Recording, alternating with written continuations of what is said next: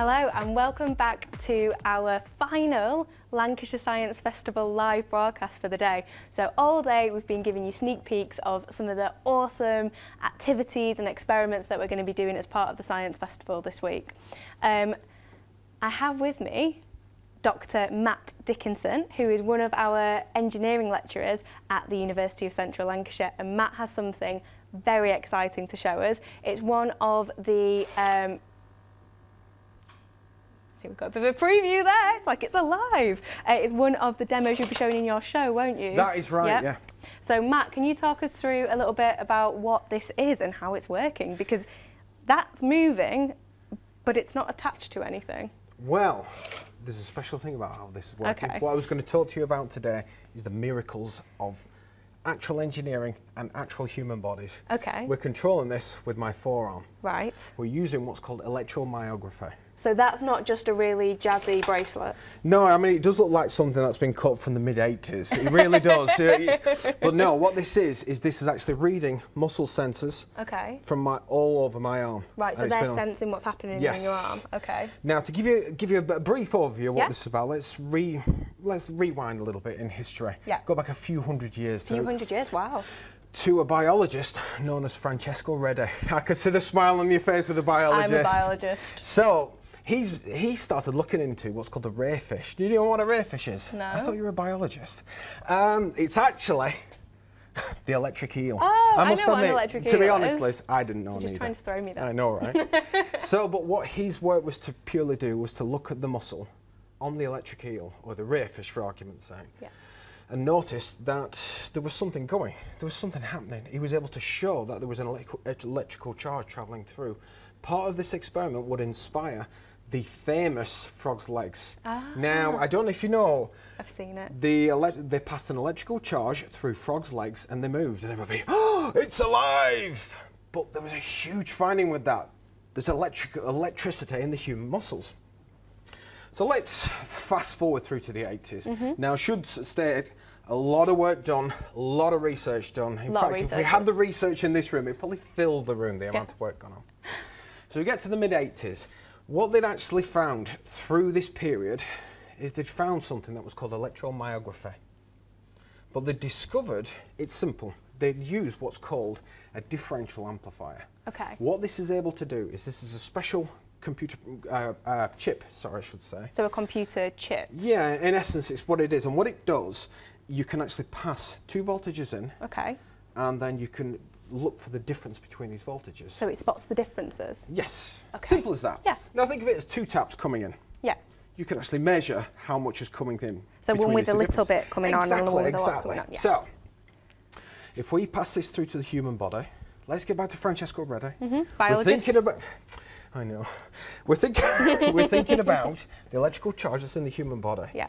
Now they'd noticed that they could use one of these differential amplifiers to look at the electrical charge. Yeah. But big problem. Hold your arm out. They were looking at a difference. This is, let's say, our low difference of electrical charge. There's very little muscle here. Yeah. If I tense my arm, there won't be much difference at all. Yeah. However, on the forearm, me and you have different sized forearms. Oh, so there's a difference between my top and bottom, but a difference between my top and your top. Exactly. Yeah. So there's a difference in between both of our tops and bottoms to each other. Yeah. So like that difference, what we would add up, because I have bigger muscles, you know. Charming. But this proved to be a big problem. Yeah. Now in the mid-80s, a famous inventor came along and said, oh, electromyography is really good because we can measure one and measure the other, and we can use that as a controller. Yeah. We can use that to control motors, we can use that to control all different types of things.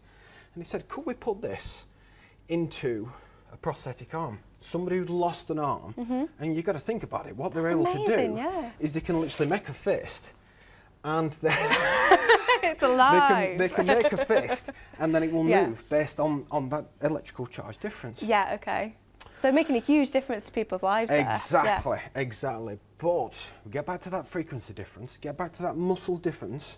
So little. You would have nurses in the 80s, and these were highly, highly, highly skilled women. What they would have to do is they would literally have to place a panel on the top and the bottom of your arm, and then try and figure out I don't know if you've seen movies from the 80s where you'll see these little pads going. Yes, I think so. Right. So stay with me. Yeah. They take that from someone's arm, then they take an average.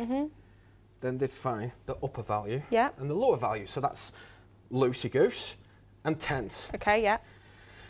What if they went to the gym? What if they lost weight? Yeah. What if they thought, that, you know, there's so many different things.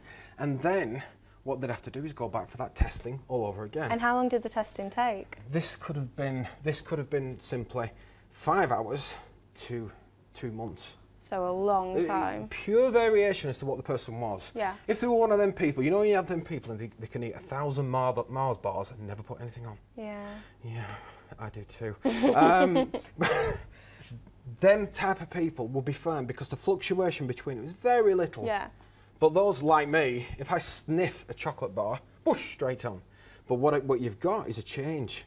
This change is hard to keep up with. Yeah. Now to bring it fast forward.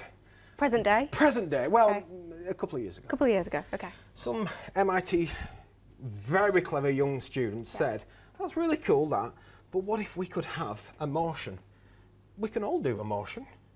What if we could use a microcontroller that could just look at a certain motion and get it to automatically see your limits? So using computers to do all those calculations? Exactly. Okay. So Liz, am I going to get to wear the fancy? We are going to test it. What I'm going to do is just reset all my lovely stuff. So I'm going to control the hand? You're going to control the arm. Oh, this is amazing. So give me your arm. Okay. We put it on. Yeah. Loosey goose. Okay. Loose. Stiff as a board. Stiff as a board. Up like this, like a robot. Up like this. Hand out like a robot. Oh, it's buzzing. That's it. So do I have control now? That is what the students did. Now. So this, just this, instead of hours and hours and hours with a nurse doing all the calculations, was actually what these students did. That's amazing. And what they'd done is they'd come up with a way for you to make a fist. Now, because this... What they'd done is they'd found a way to be able to interchange electromyography within minutes. That's amazing. This huge breakthrough. Oh, I'm also controlling Matt's computer. Yeah. They also did something extra as well. They haven't made it so that you could control everything. So you make me nervous. You did. I'm going to delete it all. But no. On a serious note, what they come up with is they'd come up with a way that all types of different prosthetics could be generated on a low-cost budget. The specialised nurses weren't needed anymore. They could go on to a lot more serious aspects, such as, well, nurses do so much, you just can't say it in one hit. But what it had done is it had changed accessibility to prosthetics. Now, bringing it up to date, some of my research has been looking at the electric charge over your arm, over my arm. Now, just to really give you the bad news with all this, I've wanted to do this for ages. Yeah. Replicating this process, if I did this, that is over it looks great. 650 million separate signals being sent at different times. Very complicated. Very complicated. Yeah. So what we're looking to do is to try and introduce an artificial intelligence, basically robot in your arm. Amazing. That will grow with you and get to know you. So that's what your current research is based on? Yeah. It's a really big field at the moment where people are looking to try and introduce, as silly as it sounds, this. Yeah, robot. The amount of people I've met who actually have a prosthetic have said they would do anything to be able to flick the fingers. Yeah. But we'll get there. Exactly. Oh. Well, thank you so much, Matt. That was really, really interesting. You're going to have this at the Science Festival, aren't you, as part of your talk? I'm going to have a version of it. Yeah. Oh, all to be revealed then. So what are your talks at the Science Festival? I'm just purely doing the comic book science, but what we will be examining this year, we'll be examining Spider-Man's web. Ooh. We'll be examining Iron Man's armour. Ooh. And we'll be examining Dr. Octavius's mechanical arm, let's say. Mechanical arm, fantastic. Oh, well, thank you so much. I've learned so much today. I hope you guys have too, watching in your classrooms or at home. If you want to have a go at making your own mechanical arm, it won't be quite as high-tech as this, but we do have instructions of how to make one on the Lancashire Science Festival website, which is on screen at the moment. If you go to the competition tab, there's some instructions on there. If you would like to come along to the Lancashire Science Festival, we would love to see you there. It will be here at the University of Central Lancashire on Saturday from 9 AM to 5 PM, and it's completely free, and you'll get a chance to see lots of really interesting scientists and engineers just like Matt. So thank you very much, Matt, for sharing your experiments with us. Thank you for having me on. And thank you very much for watching.